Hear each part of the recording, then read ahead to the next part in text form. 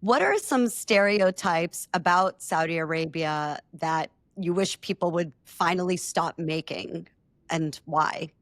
I love this question, Julie. I love this question. And I always ask any visiting delegation that we have, what are common misconceptions that you have in your country?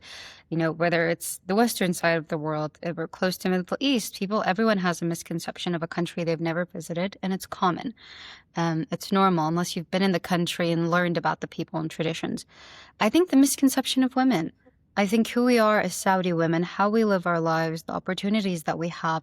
I think this is a common misconception that I've seen not just in the Western world, but globally. And I think it's due in part because this is what the mainstream media has, surrounding Saudi women. Plus, their information is decade old. It's quite literally a decade old before Vision 2030, before the initiatives that happened.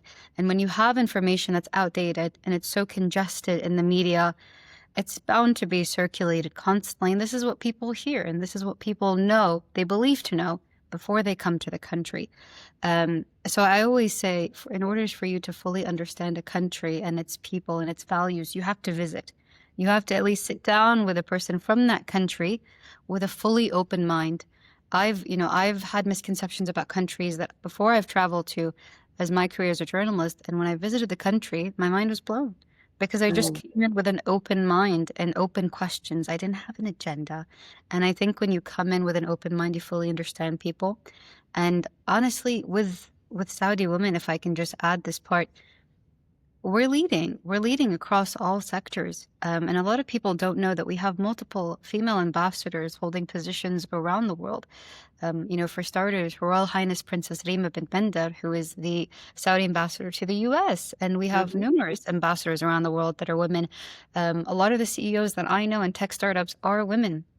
And that's due in part with the support of Vision 2030. But even prior to Vision 2030, people don't know this. The Shura Council in Saudi Arabia in 2013, I think had over 30 female members, 30 female leaders in the council. This is a governmental council. But Saudi Vision 2030 just propelled that, and it gave us more opportunities. So common misconception, I think, is day-to-day life as a woman that I think we're countering here and there, but people have to come with an open mind as well. Absolutely. Yeah, I think Saudi has always been such a mysterious country because it was closed for many years. And now I think it was 2019 that they started providing visas for tourism.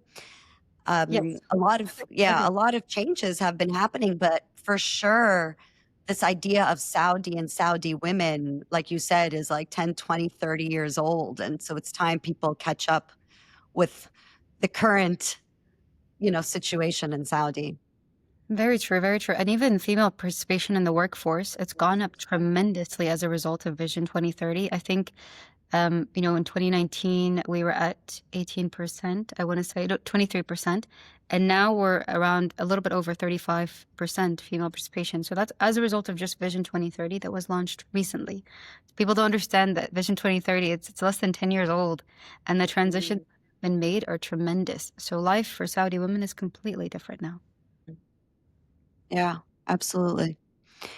So let's shift a little bit and speak about opportunities for women in Saudi and support systems.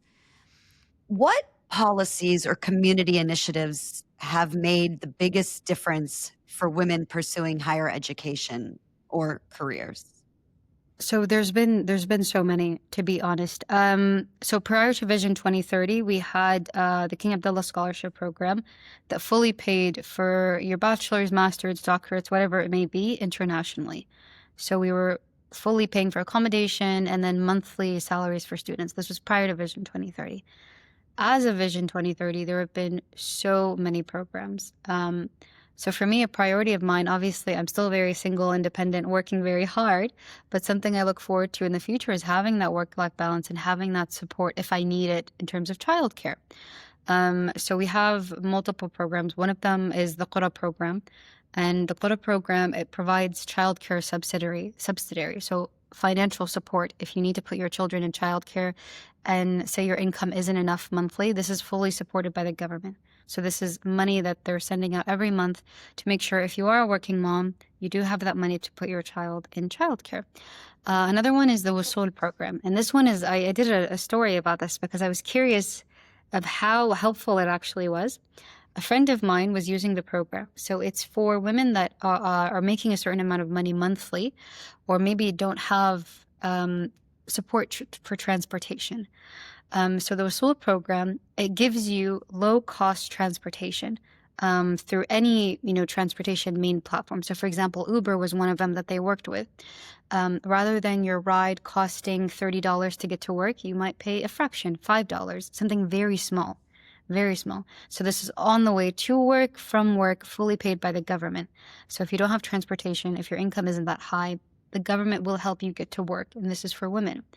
So this was an incredible program that was happening to support women to get to and from work. But again, this is just 2 programs. There's been so many, a lot of them. And also we've expanded careers and career opportunities as a result of Vision 2030. This is what I've seen.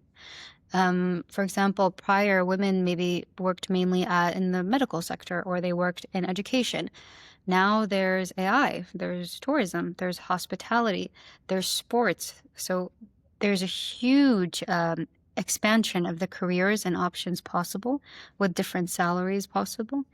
But honestly, there's constantly rolling out support for women that I've seen that have changed the opportunities to get to work, from work, for education. And also education in Saudi, we have private universities that are for money, but we have government universities that's completely free. And you can study anything, your bachelor's, master's, doctorate's completely free. So these are just some of the initiatives to support students and people in their careers. Government is thinking about everything, huh? Quite literally.